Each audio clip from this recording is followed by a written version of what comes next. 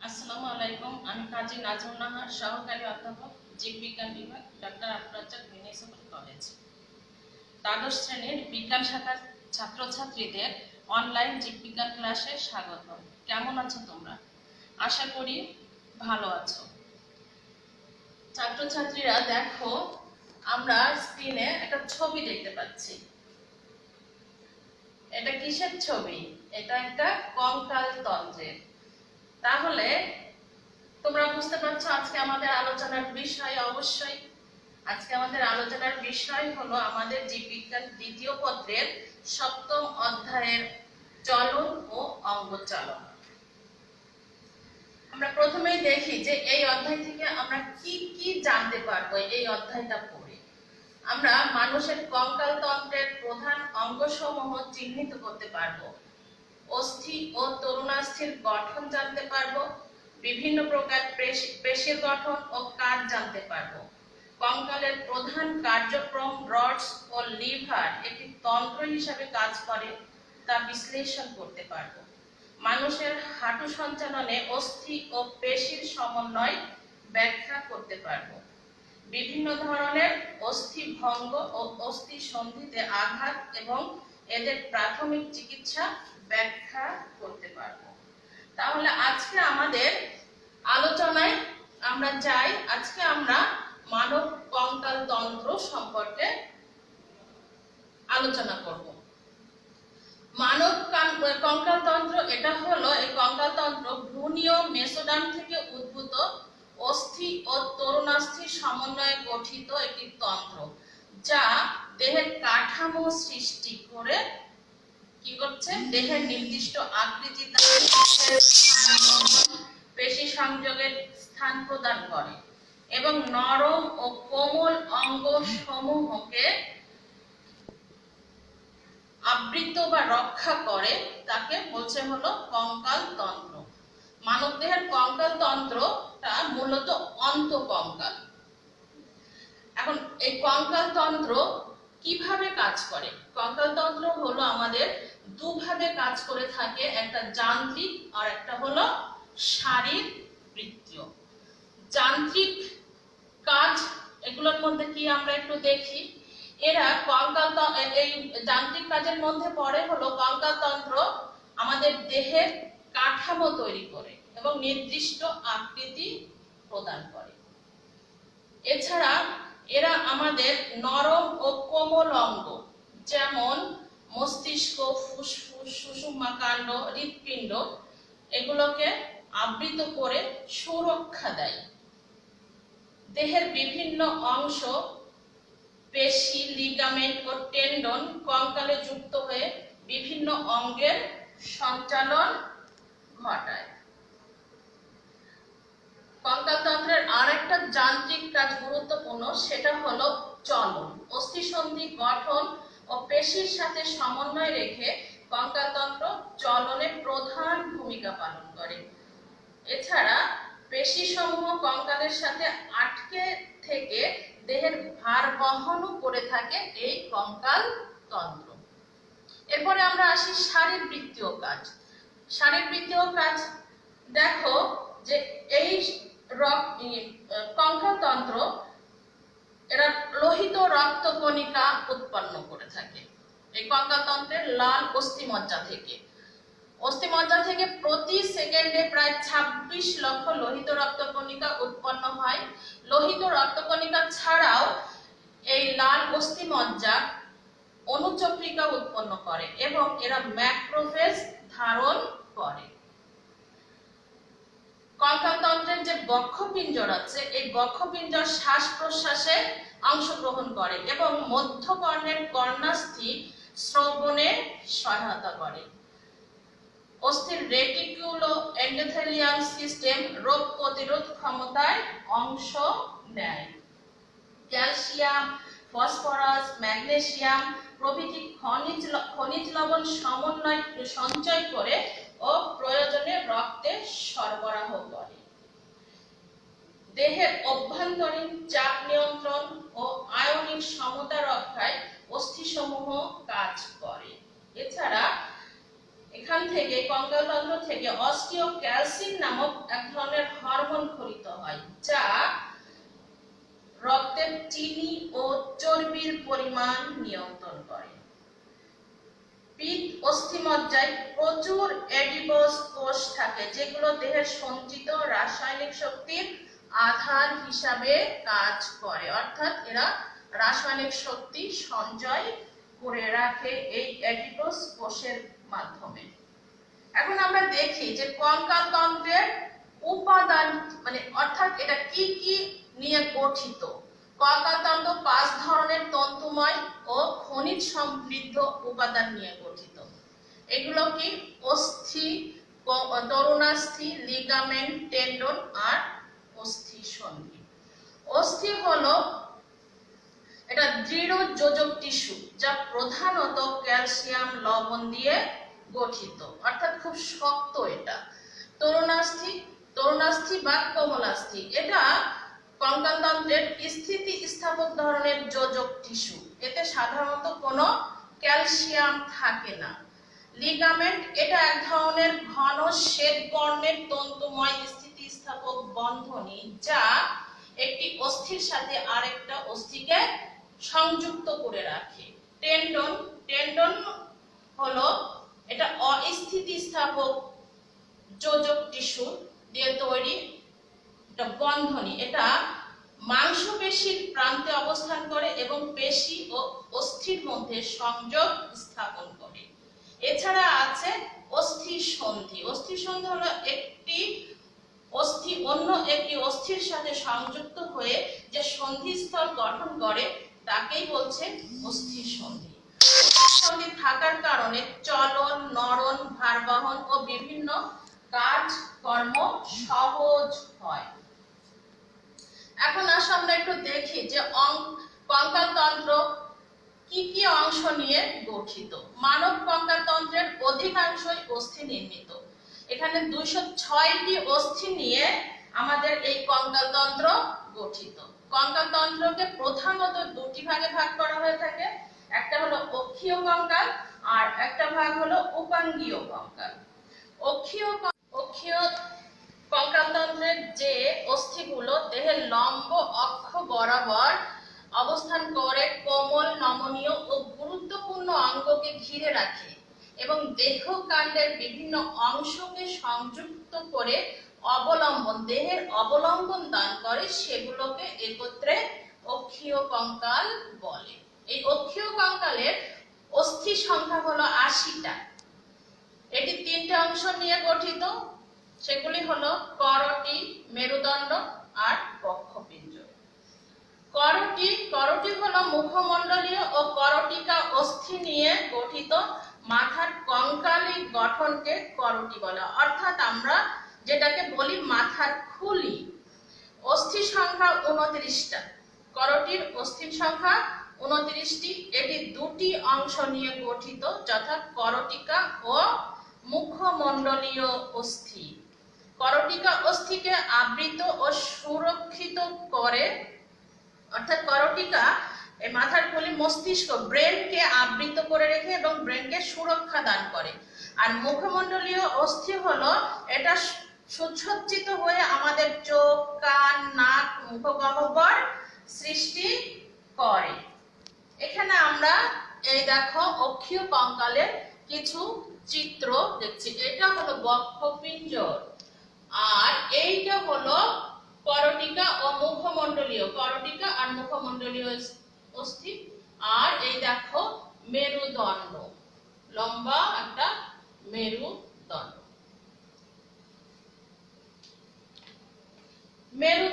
এই মেরুদণ্ড হলো অ্যাটলাস থেকে কক্সিস পর্যন্ত প্রলম্বিত, অর্থাৎ লম্বা সুষুম্ন কাণ্ডকে ঘিরে অবস্থিত এক সারি কশেরুকাকে নিয়ে গঠিত এবং দেহের অক্ষকে অবলম্বন দানকারী অস্থিময় ও নমনীয় গঠনকে মেরুদণ্ড বলে। এই মেরুদণ্ডের শীত দ্বারা স্পাইনাল কলাম বিভিন্ন নামে অভিহিত করা হয়ে থাকে। 33টি অনিয়ত আকৃতির অস্থি খণ্ড নিয়ে মেরুদণ্ড গঠিত, অর্থাৎ তাহলে মেরুদণ্ড 33টা অনিয়ত আকৃতির অংশ সমন্বয়ে গঠিত। এই প্রত্যেকটা অস্থিখণ্ডকে বলছে হলো কশেরুকা। মেরুদণ্ড 3টি অংশ নিয়ে গঠিত হয়, একটা হলো কশেরুকা, স্যাক্রাম ও কক্সিক্স। কশেরুকা অবস্থান অনুযায়ী কশেরুকাগুলোকে 5টি অঞ্চলে ভাগ করা হয়ে থাকে। এই 5টা অঞ্চল হলো সার্ভাইকাল বা গ্রীবাদেশীয় অর্থাৎ গলার দিকে যে কশেরুকা, এখানে কশেরুকার সংখ্যা 7টি।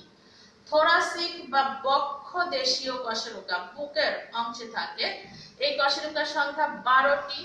লাম্বার বা কটিদেশীয় বা কোমর অঞ্চলে যেগুলি থাকে সেগুলি হলো লাম্বার কশেরুকা, এর সংখ্যা হলো 5টি। আর স্যাক্রাল বা শ্রোণীদেশীয় কশেরুকা, এটার সংখ্যা একটা। এটা পরিণত বয়সে একটাতে পরিণত হয়, কিন্তু অপরিণত বয়সে এটা 5টি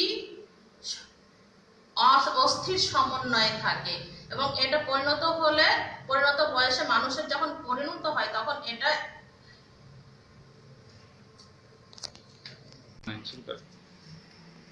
স্যাক্রাল কশেরুকা পরিণত বয়সে একটিতে পরিণত হয়।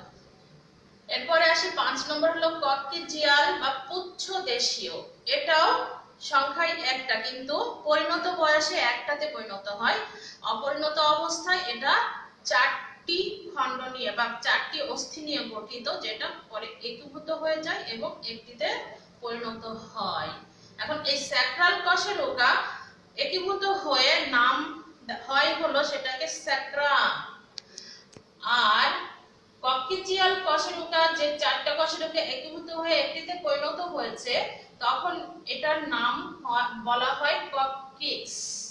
ফলে সর্বমোট কশেরুকার সংখ্যা কমে দাঁড়ায় হলো 26টিতে। এখন দেখি আমরা মেরুদণ্ডের কাজ। মেরুদণ্ড আমাদের কি কি করে দেহের? মেরুদণ্ড দেহকাণ্ডের সুষ্ঠু সঞ্চালনে মজবুত ও নমনীয় অবলম্বন হিসেবে কাজ করে। সুষুম্নাকাণ্ড আর সুষুম্না স্নায়ুমূলকে বেষ্টন করে রাখে ও রক্ষা করে। মাথাকে অবলম্বন দেয় এবং এর পিভটের মতো কাজ করে। পরশুকা সংযোজকের ক্ষেত্রে এটি দেহের অক্ষ রূপে কাজ করে। দেহের ভঙ্গি দান করে এবং চলাফেরায় গুরুত্বপূর্ণ ভূমিকা পালন করে। এরপরে আসি বক্ষপিঞ্জর। বক্ষপিঞ্জর হলো আমাদের বুকের এই যে আমরা বলি বুকের খাঁচা, এটাই হলো বক্ষপিঞ্জর। কশেরুকাগুলো একদিকে থোরাসিক কশেরুকা, অন্যদিকে স্টার্নামের সাথে যুক্ত হয়ে যে খাঁচার মতো আকৃতি দান করে তাকে বক্ষপিঞ্জর বলে। এতে অস্থি সংখ্যা 25টি। এর মধ্যে স্টার্নাম একটি আর দুই পাশে 12 জোড়া করে পরশুকা থাকে। মোট 12 জোড়া 24টি এবং একটা স্টার্নাম মিলে একটা বক্ষপিঞ্জর গঠিত। বক্ষপিঞ্জরের কাজ কি হয়? এরা হলো হৃৎপিণ্ড, ফুসফুস, যকৃৎ প্রভৃতি গুরুত্বপূর্ণ অঙ্গ বক্ষপিঞ্জরের ভিতরে সুরক্ষিত থাকে। এরপরে আমরা আসি উপাঙ্গীয় কঙ্কাল। উপাঙ্গীয় কঙ্কাল কি? আমাদের উপাঙ্গ বলতে বোঝা যায় আমাদের প্রধান অক্ষ থেকে যে সকল উপাঙ্গ বের হচ্ছে সেখানে যে অঙ্গ কঙ্কালগুলো থাকে সেটাই হলো উপাঙ্গীয় কঙ্কাল। ঊর্ধ্বাঙ্গ ও নিম্নাঙ্গের অস্থিগুলোকে একত্রে উপাঙ্গীয় কঙ্কাল বলে। ঊর্ধ্বাঙ্গের অস্থিসমূহ হলো বক্ষ অস্থিচক্র, দুবাহু নিয়ে ঊর্ধ্বাঙ্গ গঠিত। দেহের উভয় পাশের 32টি মোট 64টি অস্থি ঊর্ধ্বাঙ্গের অন্তর্গত। এখন দেখি যে ঊর্ধ্বাঙ্গের অস্থি হলো বক্ষস্থি চক্র আর বাহুর অস্থি। বক্ষস্থি চক্র হলো একজোড়া ক্লাভিকাল ও একজোড়া স্ক্যাপুলা নিয়ে বক্ষস্থি চক্র গঠিত। এই যে এইখানে দেখো, এই যে স্ক্যাপুলা, এই যে ক্লাভিকাল আর এই হলো স্ক্যাপুলা। এইটা নিয়ে হলো বক্ষস্থি চক্র।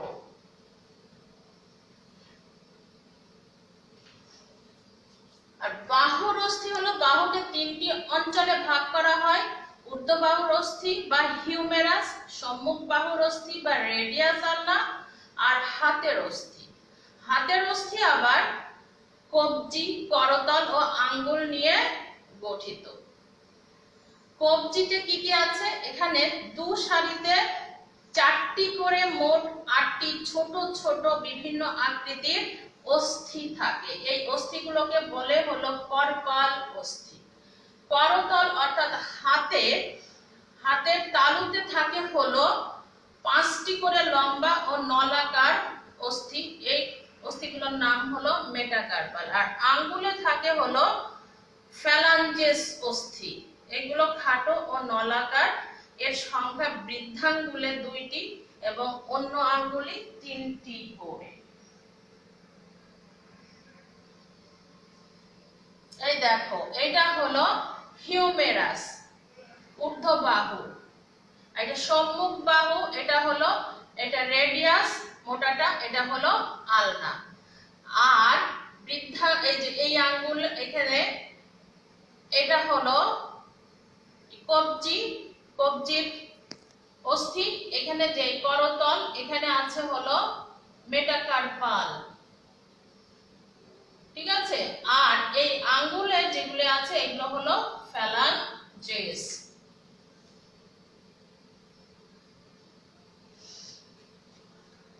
এরপরে আসি নিম্নাঙ্গের অস্থিসমূহ। শ্রোণীচক্র এবং দু পা নিয়ে নিম্নাঙ্গ গঠিত। দেহের উভয় পাশের 31টি করে মোট 62টি অস্থি নিম্নাঙ্গের অন্তর্গত। শ্রোণীচক্র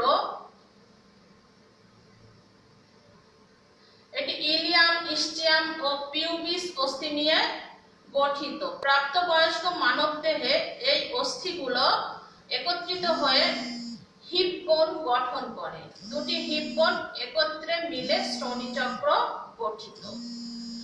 এই শ্রোণীচক্র আমাদের কি সহায়তা করে? এরা হলো মূত্রাশয়, অন্ত্রের নিম্নাঙ্গ প্রভৃতি অঙ্গে অবলম্বন দান করে, ভার বহন করে ও সুরক্ষা দান করে। ফিমারের মস্তক হলো শ্রোণীচক্রের সাথে যুক্ত থাকে। পায়ের অস্থি। মানুষের পা 3টি অঞ্চলে গঠিত, যা হলো ঊর্ধ্ব পায়ের অস্থি বা ফিমার। এই ফিমার হলো মানব দেহের সবচেয়ে বড় অস্থি। নিম্ন পায়ের অস্থি বা টিবিয়া ফিবুলা। টিবিয়া অস্থিটা বেশ মোটা, কিন্তু ফিবুলা হলো অনেক সরু এবং দীর্ঘ। এরপরে আসছে হলো চরণ। চরণ আবার গোড়ালি, পদতল আর আঙ্গুল নিয়ে গঠিত। গোড়ালিতে 7টি অস্থি থাকে। এই অস্থিগুলোকে টার্সাল অস্থি বলে। আর পদতলে থাকে 5টি নলাকার অস্থি। এই অস্থিগুলোকে মেটাটার্সাল অস্থি বলে। আর ফ্যালাঞ্জেস থাকে হলো আঙ্গুলে। পায়ের আঙ্গুলের অস্থির নামও হলো, হাতের আঙ্গুলের অস্থির নামও ফ্যালাঞ্জেস, পায়ের আঙ্গুলের অস্থির নামও ফ্যালাঞ্জেস। এখানেও বৃদ্ধাঙ্গুলে 2টো থাকে এবং বাকি ফ্যালাঞ্জেস। পায়ের আঙ্গুলের অস্থিগুলোকে ফ্যালাঞ্জেস বলে। বৃদ্ধাঙ্গুলে 2টি এবং বাকি আঙ্গুলগুলো 3টি করে ফ্যালাঞ্জেস নিয়ে গঠিত। এদের কাজ, এই নিম্নাঙ্গের অস্থির কাজ কি? দুটো পা প্রত্যক্ষভাবে ভার বহন করে। আমাদের পুরো দেহটার ভার বহন করে আমাদের পা। এবং আমরা কোথাও যেতে চাইলে, চলন বা গমনে, এটা আমাদের সবচেয়ে প্রধান ভূমিকা পালন করে। এই দেখো, এখানে আমরা দেখছি হলো অস্থি ফিমার। এই দেখো, এটা হলো ফিমার আর এটা হলো টিবিয়া ফিবুলা। টিবিয়া ফিবুলা আমরা বলেছি যে হলো এটা মোটা অস্থি এবং টিবিয়াটা, এবং ফিবুলাটা হলো সরু এবং একটু লম্বা অস্থি। এই হলো আমাদের উপাঙ্গীয় কঙ্কাল। আজ এ পর্যন্তই। তোমরা ভালো থেকো। আমরা একটা বিশেষ অবস্থার মধ্যে দিয়ে যাচ্ছি। তোমরা স্বাস্থ্য সচেতনতা গড়ে তুলো নিজেদের মধ্যে। সঠিকভাবে থেকো, ভালো থেকো, সুস্থ থেকো। আল্লাহ হাফেজ।